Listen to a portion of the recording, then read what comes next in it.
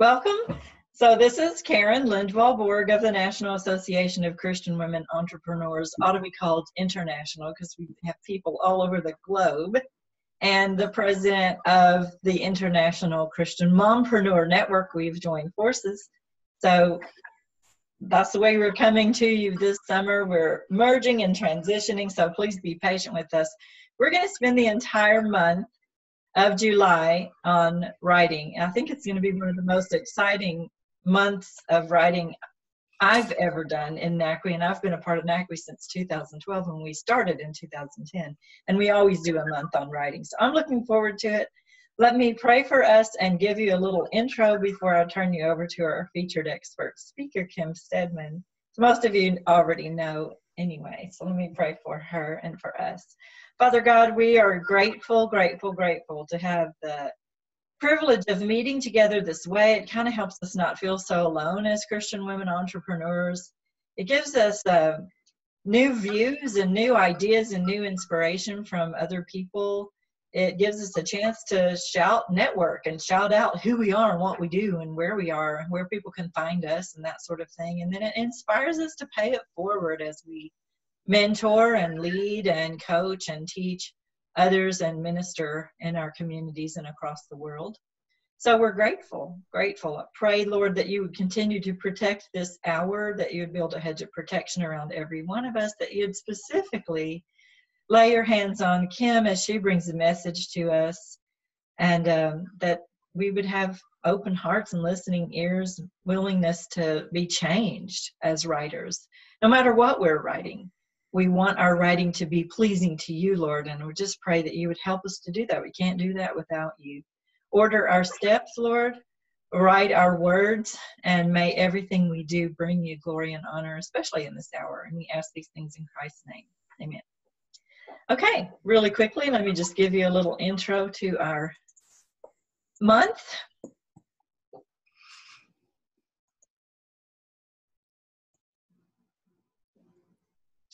I just called it the month Write Well.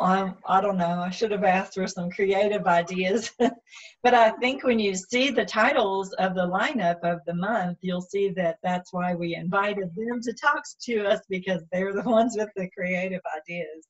So we're going to spend the whole month for NACWE and for the Mompreneur Network in these community and education webinars focusing on writing. So welcome to July Writing Well, dear Christian women entrepreneurs. We have merged and joined forces. This isn't the first time. And NACWE started in 2010. In 2012, we merged it with my group. Well, actually, in 2017, we merged my group, Helping Professionals Alliance, into the National Association of Christian Women Entrepreneurs. And then 2 months ago, a month and a half ago, we merged the International Christian Mompreneur Network into our group as well, just hoping to sort of join forces and offer more, and maybe offer in a better way community and education and networking opportunities and missions opportunities for Christian women entrepreneurs. It's a thrilling time for me. I'm a little quaky about it, to be honest, because I want to show up well for everyone, and everyone is a big group now with those 3 groups merged together. So we've tried to provide community and create a safe place for you to come so that you don't feel alone. The Write More, Write Now, Write More. Is that right? Write More, Write Now. Group, this has the same goal in mind, to provide a safe community for you of like-minded people. We try to provide networking opportunities for you, because you need to be telling people what you do, and so that they can find you when they need you. And we're not always really good at doing that, so we're practicing on each other. So feel free to practice today in the chat room. Shout out, tell us who you are, where you are, give us a link to click on to go find you. We try to pay it forward in missions as often as we possibly can. We've adopted a little girl from Guatemala. Her name is Vilma. I think she's 11 now. She's been with us for almost 3 years now. It's very exciting.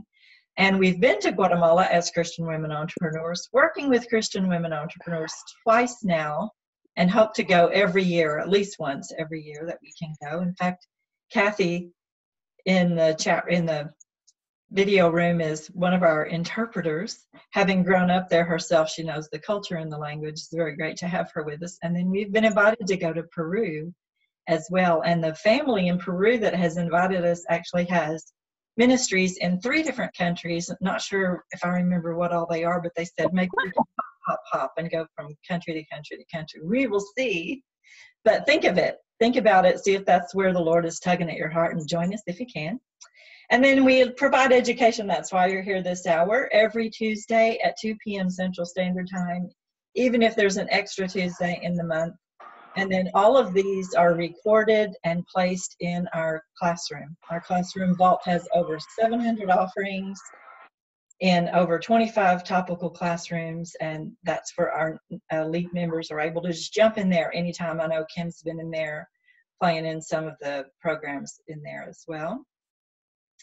Here's the lineup for the rest of the year really quickly, so you can kind of mark your calendars for 2 p.m. Central Standard Time Tuesdays if any of these topics are of great interest to you. Obviously, in July, we're going to talk about writing well. In August, dressing for success, not just how we dress, we will address that, but we'll address other dress-ups as well, like your brand and your Facebook page and your LinkedIn page, etc. In September, we're going to talk about planning. I love to do it in September because we can finish out the year really well and have the whole plan for 2020, you know, at least rough drafted out. In my case, it's usually a rough draft. In October, we're going to talk about speaking out. In November, running a faith-based business in a secular world. And in December, we don't meet every single week because of the holidays. And so we usually do some fun celebration times. Kim was our hostess for celebrations last year. So we hope you'll join us. The whole lineup is here for you to see. I might just, instead of talking you through it, I might just get you to take a quick snapshot of it with your phone. But I'll tell you, today we're going to hear from Kim Steadman of Write More Right Now. Frame your aim, find the clarity of your writing message before you write one word. And next week, we're going to hear from Lindsay Hart's Marketing and Launching Your Written Project. She said how to launch your written book or work without losing your mind. Well, we all need help with launches of any kind, no matter what we're writing. So we're looking forward to that. Those are the Tuesdays, and then we have some bonuses. Bonuses. Our writing retreat at the end of the month, we still have a few beds left there. A Monday afternoon and a Wednesday afternoon as well. And what we're going to try to do, it may not be on that Wednesday, but leading up to that Wednesday, is get Annette Bridges, one of our authors, to walk us through how the Texas Writers Association asked her to construct her complete author press packet.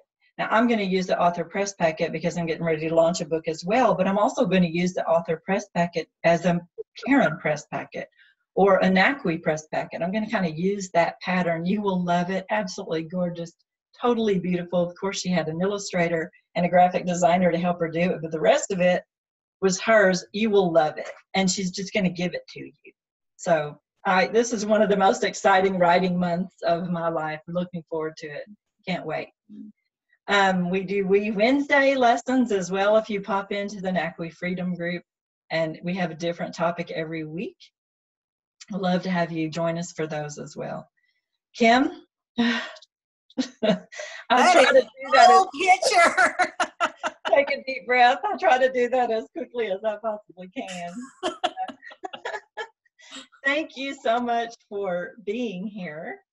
I'm going to stop share and let you talk to us. I'll let you sort of lead the way, and I'll watch the chat room. Kathy and I'll try to keep up with people in the chat room. You guys, please tell us who you are and where you're from, especially if there's someone in the room that you haven't met before. Tell us where to find you. Tell us whatever you want us to know in the chat room, and we save the chat room for you as well at the end of the hour. Thank you, Kim. Again and again, and one of your greatest fans. So anxious to learn from you. Okay, my name, as you know, is Kim Steadman. I call myself, this is myself, my tagline, idea instigator, content curator, author, and lifter upper. And hang around with me long enough, and you'll know why those numbers, because I have like this popcorn head of ideas, and I have to let them out, and I'm all or my brain will explode. And I'm always, just kind of got my eye out, trying to help y'all, trying to help people, trying to find things so that you can kind of expand maybe what you thought you were going to do. Well, there's usually 2 or 3 other things that you can do along with it. And so this lesson today, this class, first of all, I just want everybody to just take a deep breath and give yourself permission right now to turn the phone over, turn off notifications, close down other things. Give yourself this time, because I promise you what I'm going to share with you will absolutely be instrumental with anything that you write, because it has helped me. And it took me a few years of kind of gleaning all these little things together. And now, actually, this afternoon, I was going through these very same steps for a Christmas anthology book that our writing group is putting together. And I'm doing these same exact steps for that. So I don't just speak the words. I walk the talk here. I am doing this. Now, my road to writing has been a little precarious. I can't always say that I've always been writing what I wanted to write. I spent many years in the corporate world, denying myself creativity to write about things that I wanted to write about. I wrote the things that needed to be done for the job, like corporate manuals and quality assurance procedures and emails for negotiating prices for the procurement department and all kind of stuff. Lots of writing, but I didn't write for myself. And took the journey to get to do that back in 2015. So some of what I'm going to actually teach y'all today were things that when I was denying myself the gift of being able to get to write what I wanted to write, whether it was silly stories or self-development things for women or whatever, I was always, with my antennas up, always looking for lessons, looking for information. I was in that paralysis analysis mode. I don't know if anybody else ever gets stuck there, but where you're always looking for more information and you're not really taking the action. So some of these things were notes that I've gleaned together and put together and started teaching the writing group, the Write More Right Now group that Melody is a part of. So frame your aim.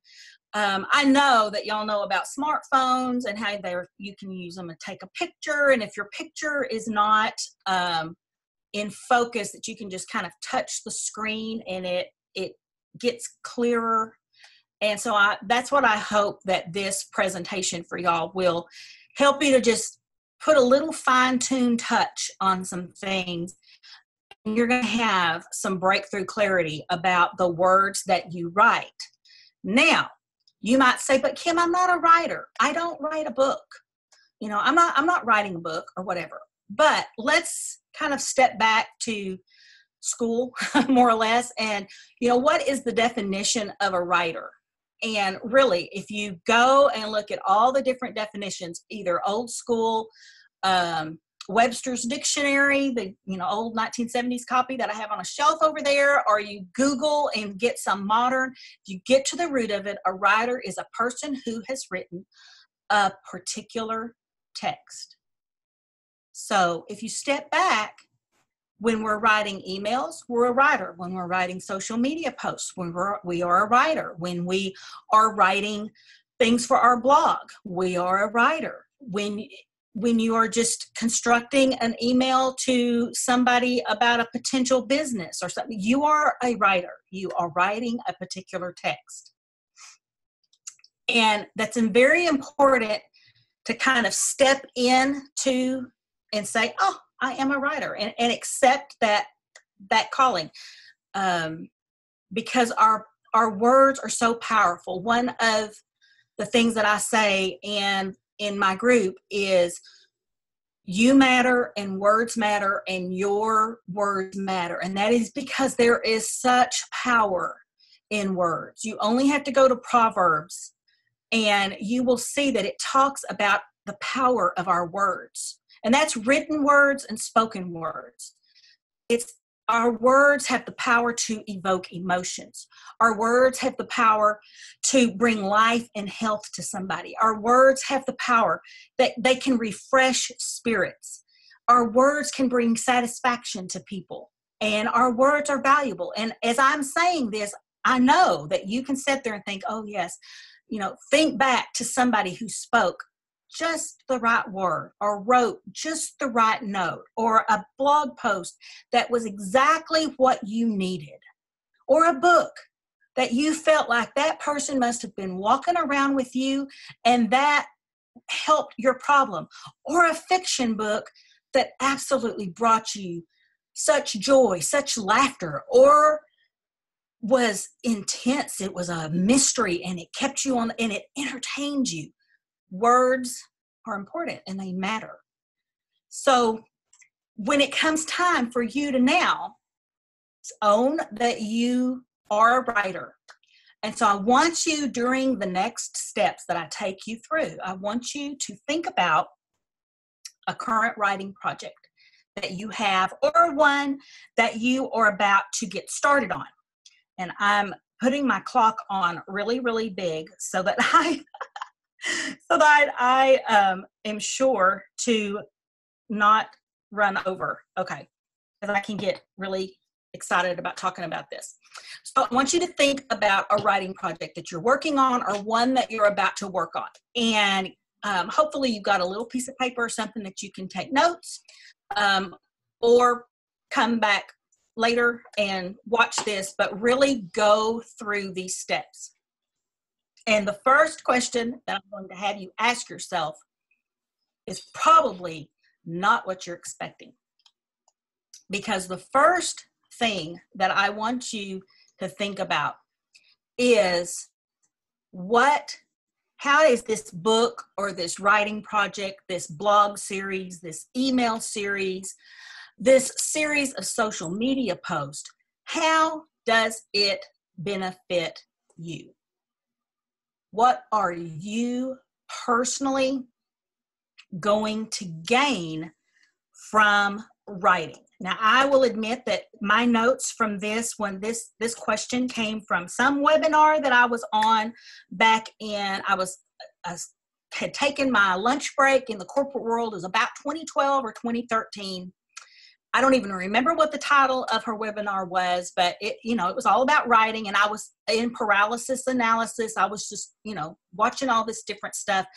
And she asked this question, and it was not what I was expecting. It was supposed to be all about getting ready to write your book, And she asked, what do you want to benefit from it? And I bristled at that, because in my mind, when you're writing something, you're writing for the reader. And that's what all of, everything that you read about, and in all the trainings that I've read is, you want to know your reader. What are they expecting? What do you want? But the first question was, what are you going to gain?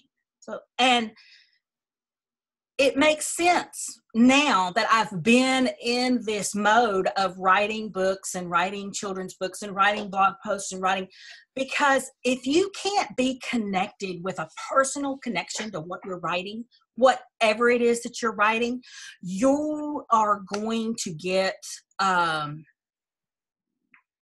disheartened, not really feel fulfilled.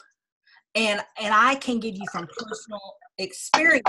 And when I was kind of first discovering about writing and everything, and really kind of learning about business and stuff, I started a blog, and it was for empty nest moms after their kids have left college. And my business coach kind of helped me decide on that topic.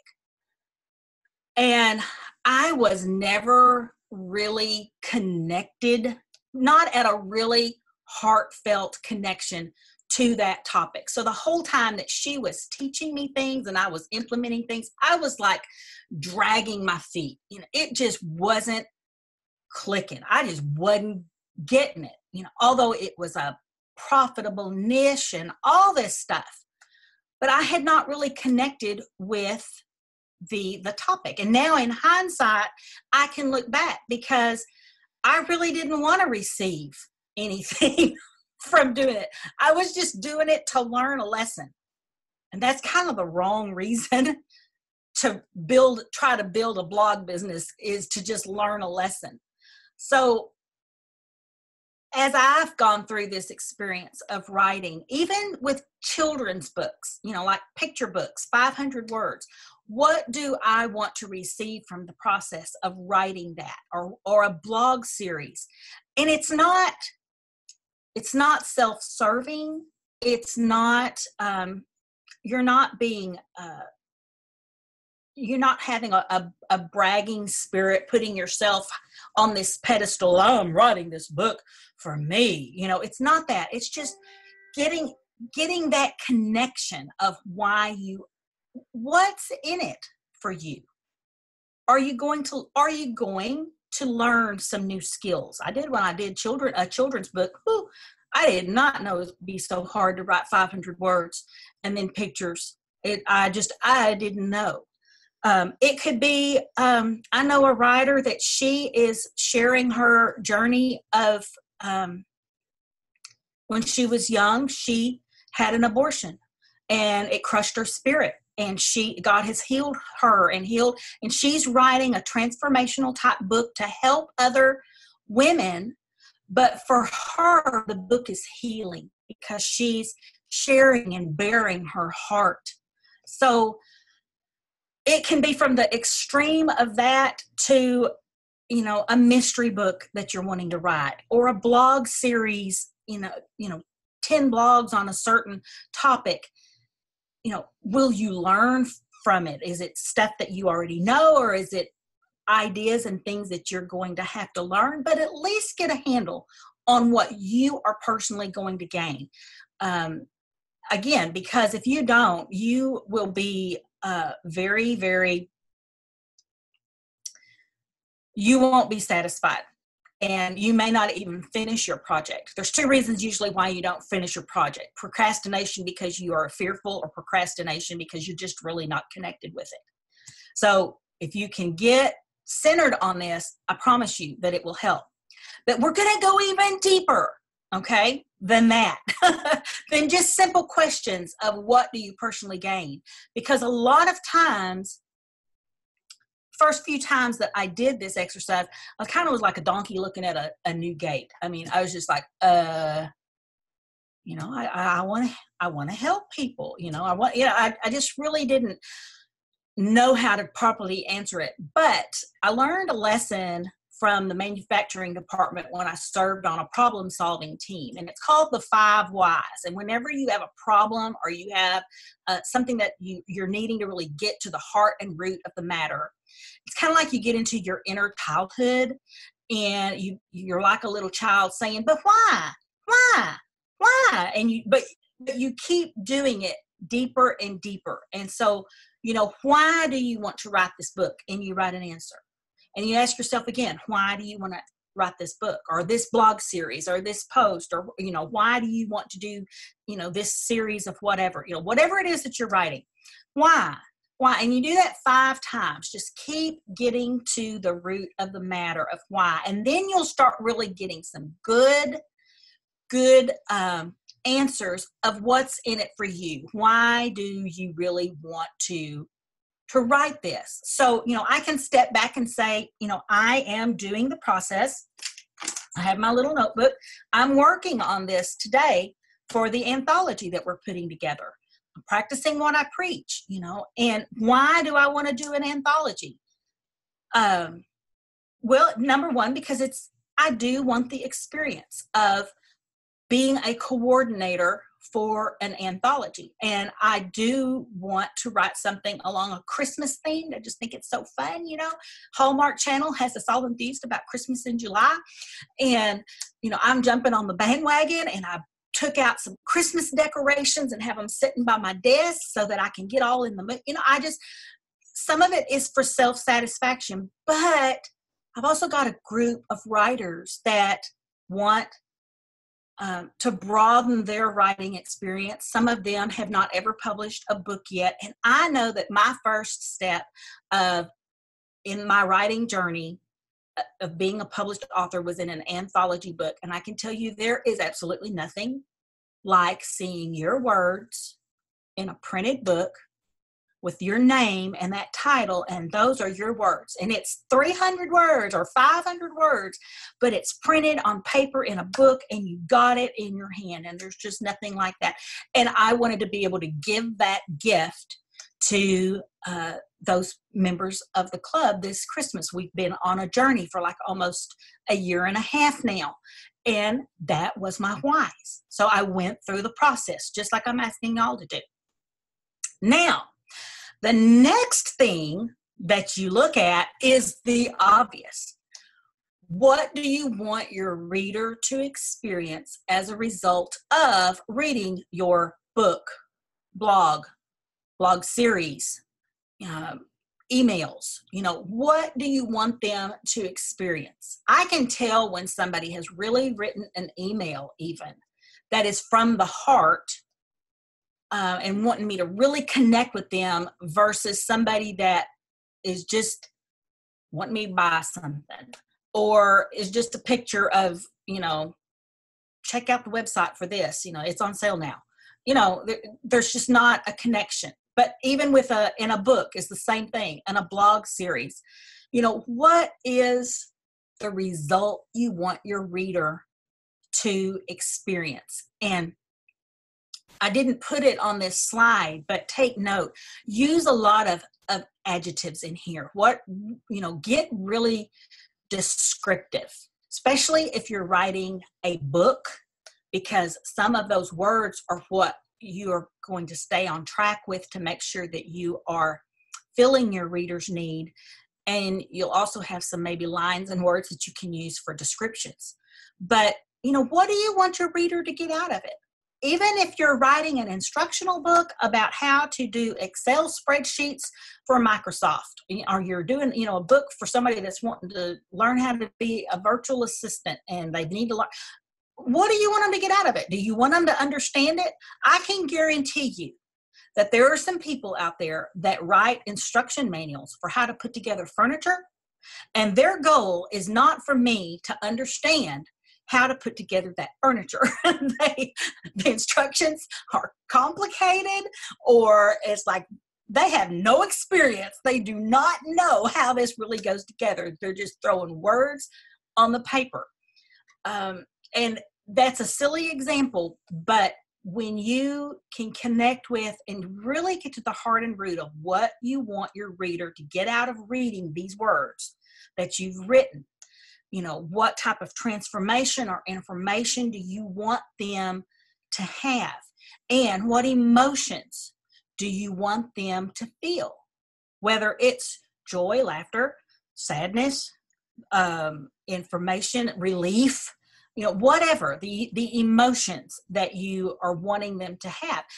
And in this process, there's no right or wrong answers. And all of these questions, I'm very adamant. Don't feel like, oh, this isn't the right answer. There is no right or wrong answer.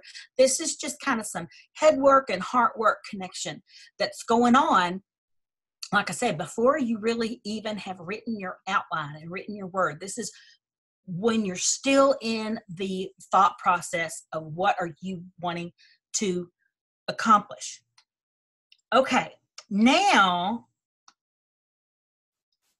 we're moving. Y'all don't get nervous. Don't close it down. Don't say, I'm not going there. Don't get afraid. But how will your book or blog series or emails benefit the world? Now, remember back on that slide, I told y'all how important your words are. Your words, written or spoken, have power. And when we really realize that as people, women who write, when we realize the power that we have in our words, it causes me to really step back. I mean, there have been times even, on social media posts, I'll say, now, is this going to benefit? And there's many times I'm like, nope, I'm just deleting. I'm not even going to say anything. I'm not going there. But when it comes to your book or your blogs or your email series, what power what benefit, how does it benefit the world? And this is where you imagine what could happen, and you have to stretch your imagination brain. I do. I had a really hard time for years just imagining what could happen, having vision boards and stuff like that. I couldn't imagine like that about me and my relation to things like that. I'm much better now. But I had a problem for a while. And even with the books, and writing, not being afraid to imagine big. And I shared with the writing group a few months ago, last winter, I guess, about, if I could just touch one, if my words just help one, if my book just touches one, my first, it was a prayer journal. If it just helps one person to, gain a stronger prayer life, just one. And I felt safe thinking small. And one night, during the night, God awoke me with a dream. And I know that it was a vision. And it was a vision of writers. It was a writer standing, with arms open wide and hands wide open, and God pouring out words, his water, his living water on our hands. And he impressed on me during that night that we as writers, we have this gift of communicating, of writing, whether it's an entrepreneur and you have to write and communicate with your employees or with other people or, whatever. Not everybody can string two sentences together and make sense. So when you can do that, it is a gift that God has given you. And so imagine what could happen, what impact your words could have on humanity. If somehow magically, miraculously, every person in the world had a copy of your book, what benefit would it bring to them? The word is no limits. Just imagining the big picture with no limits. And it takes practice for some of us to remove the hindrances that we have that really is just all psychological stuff because of stuff that is what has happened to us in our past, is really what it boils down to. For whatever reasons, we just, as children have no problem imagining. Let's play like. Haven't you ever heard your kids or grandkids say that? Let's pretend that. They have no problem imagining, but we as adults lose that imagination. And every time when you start to write something, if you can practice this and just say, what if? The what if game. Well, what if? No limits. What would it bring to the world? So after I scared you with that one, the next question is a little touchy as well. Now, as women entrepreneurs, this should not be a hard thing, because it should be about the business. What you are writing should be about the business. It's not all about the money, but it is about the money, because if you are in business, you need money in order to operate, or you can't operate. Now, as writers, some of us have had a journey to getting to the point of thinking about actually that we do want our books to sell. Okay. Some of us have had problems getting to that point of really saying, it's okay. It's okay to make money with this, with our written words. In fact, in the writing group, we just finished last month reading a book called Prosperity for Writers. And if you have money blockages, which I did, this book was very insightful for me. For some reason, I finally started having breakthroughs. Now, yes, she's got a couple of cuss words in it. And at the end, she kind of I had to wade through some things. It's not written from a Christian perspective, but it is written in a way that for me as a writer, I really had some breakthroughs, and I have my affirmation. I have my little journal that I did, and I've got my affirmation pages, and I've got my page that I'm working on every day writing that I give myself permission to make money as a writer. And I highly suggest that with you as a woman entrepreneur, whatever your business is, to make yourself some affirmations. She talked a lot about affirmations, and I've got my other pages of all my affirmations that I've been writing. But giving yourself permission to make money as whatever your entrepreneurial endeavor is, whatever it is, giving yourself permission to make money. I'm stuck on that for y'all. Somebody needs that message. But the questions to ask is, could this book that you're writing be a foundation to a business or blog or coaching ministry or a speaking ministry? Or as an entrepreneur, you've already got the business. So the blog or the book or whatever, it's all, it is intertwined. And realizing the strategic things that you can do by making sure that your writing is cohesive and coherent and congruent, so that you are on this same path, and people, your readers, are not confused, and it's a good foundation. Also, whatever it is that you're writing, and I will point out that if you've been writing a blog and you have content on your blog, you've got a book. If you stay within a cohesive, sorry, my husband keeps texting me. I told him I was in a meeting. But if you write in this cohesive vein for 10 blogs series or 12 blog series, you've got enough there that's a foundation for a book. Well, you get a blog and you've got a book on the same kind of topic. Could that position you to be a respected expert in your field? You might tend to say, me, an expert? No. Yes, it does. And there could be opportunities that you could visit and don't scare you, but you could speak about that topic, not necessarily in a huge capacity. You can think to a small group of whatever, but it gives you that respect. And so as an entrepreneur, having a blog and then having a book, I really highly suggest that anybody that has a business, you need a book. You do. And you don't have to have big books, but you need a book because it gives you that foundational platform that I can tell you from experience that when I was in the corporate world,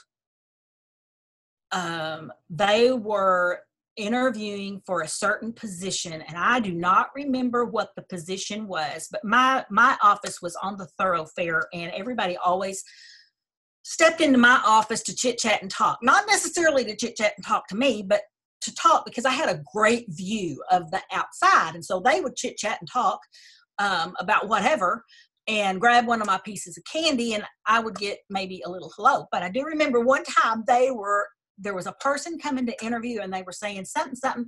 And he said, well, I don't know, but if she's really going to be able to do the job, but she's written a book.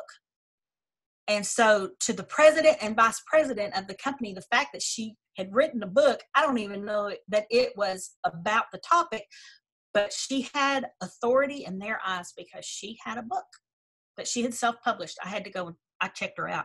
She had self-published it. So thinking about that concept of it, it's not all about money, but for us to operate on this earthly world, we do need money and, to pay for things. And so thinking about your writing in that aspect of a business wise, and some of it might be big dreaming, you may not even think at this point that, for a business, or do I need it for ministry or coaching or what, I'm not even thinking about that, but could it be? So Kim, a question while we're still on business issues and making money, because that did tweak some interest. is Prosperity for Writers, A Writer's Guide to Creating Abundance on a Ray Quarter. Yes, that is But then the question is there another book on money-making mindset, maybe that's even more general than making money on a book? I'm sure that there probably is. I'll have to go look in my, because I've done different little things about money and mindset through different little coaching programs. I know that there's some good writers. I'll look and I'll post them in the group. Yeah. But the Prosperity for Writers, all you really have to do is every time that she says book, put in business, because there weren't so much. It wasn't so much that it was just for writers. It's just that she is an author and she knows that a lot of writers have problems making money. They want to write, but they want to make money. Well, in business, we do too. You know, whatever your business is, you want to have this business that you want to make money. And a lot of it is mindset issues. We've got these it's a whole nother lesson. You have these preconceived limits that you put on yourself, that it's breakthroughs, it's limited beliefs. And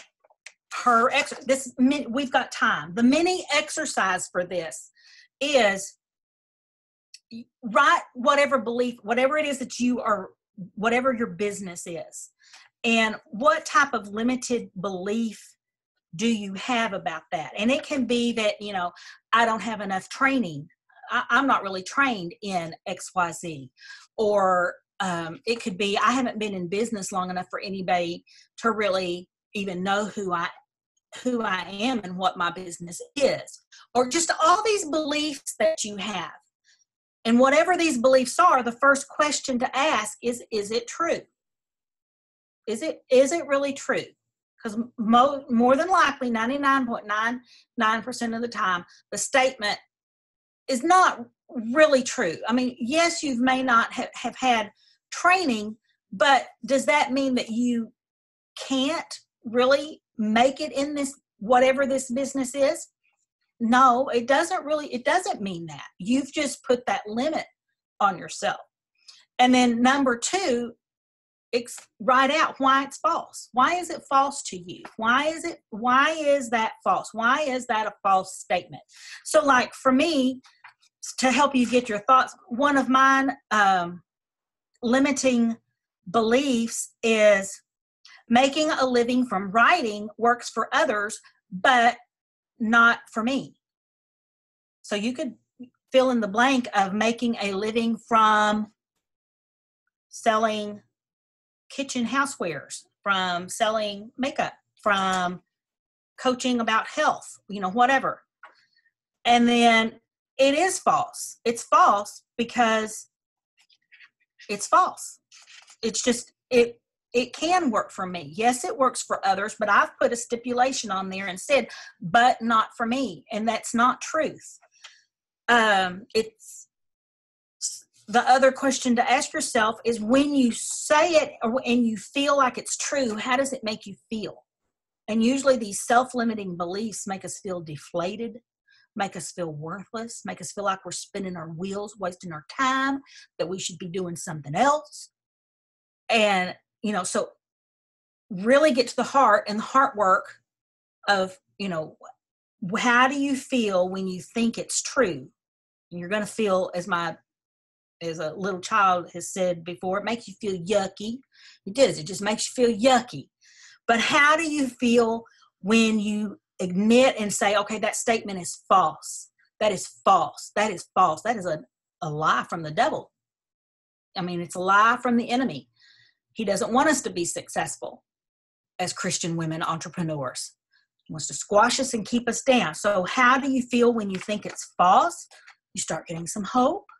You start feeling that there might be a light at the end of the tunnel. You might really, okay, I can do this. I'm starting to feel a little bit more self-confident, scared, but self-confident. You know, how does it make you feel? And then formulate your new truth. And so rewrite the words in a positive way. The Bible tells us that, again, the power of our words to speak life and health and encouragement is not just to other people, it is to ourselves.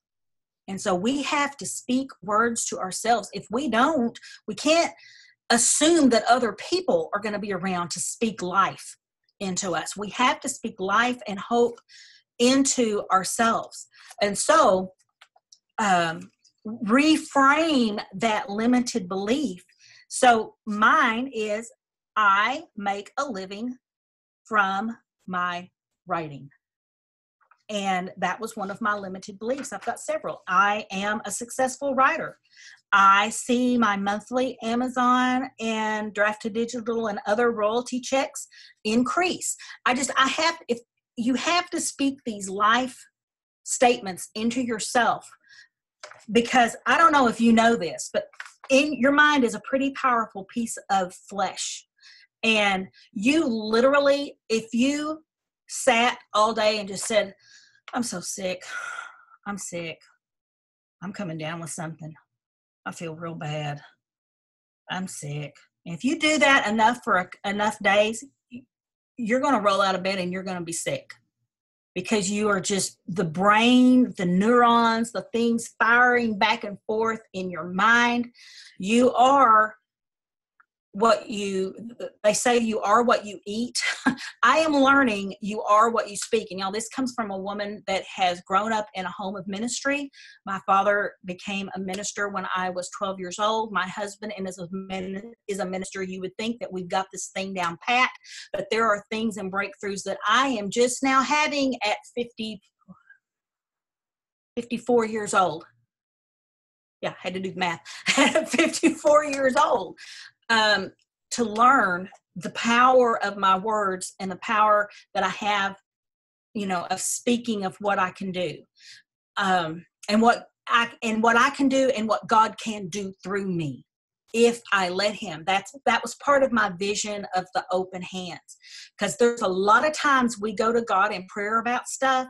Oh, God, bless me. Please bless me, Lord. But we go with closed fists, because if we pray open-fisted, we have to accept what God gives us.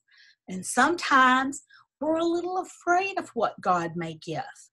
Because God may give, God may take away. God may, we don't know what He's, so sometimes we're like little kids and we just, I don't want to give it, okay, bless me, but bless me my way. And so the open-fisted prayer or vision was not only ready to receive, but giving up to God the work to do.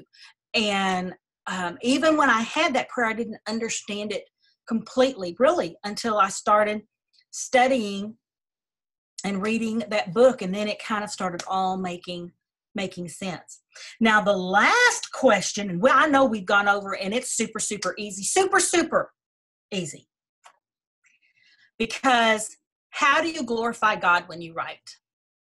And that is the question that stops me a lot of times in social media, when I'm not only biting my tongue, but I'm practically breaking my knuckles to stop from writing something. I want to speak my mind. But does it glorify God?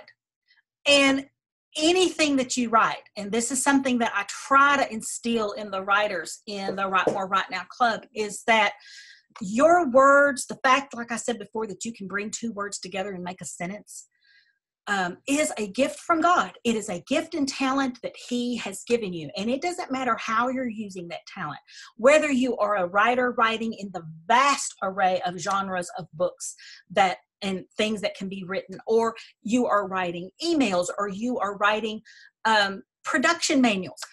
I was going through a really dark time towards the end of my tenure in the corporate world, and I really wish that I had this statement that I could have concentrated on, because I think it would have at least helped me a little bit, because I just felt so empty. But now I can look back and say, those words, I was glorifying God. I was helping these people understand the instructions that they needed to do their job.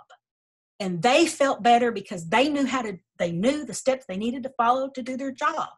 And so I was glorifying God by using my writing to do what some may think is, that's not a very glamorous task. But, it was glorifying God. He tells us that whatever we eat or drink or whatever we do it all to the glory of God.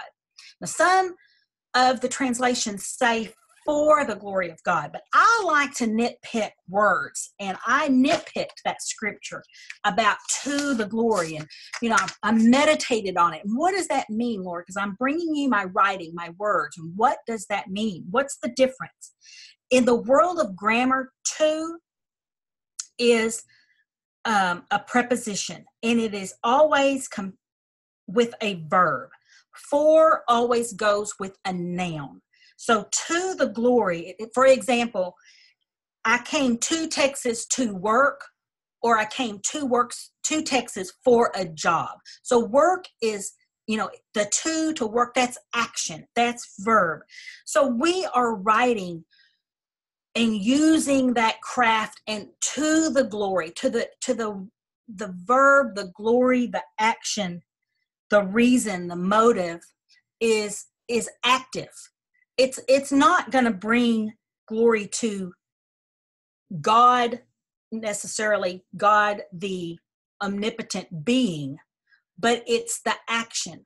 Our writing and our craft and our things that we do can bring God's great glory to Him because we're using our ability and our talent. We don't want to be like the parable of the talents, and we don't want to hide our talent.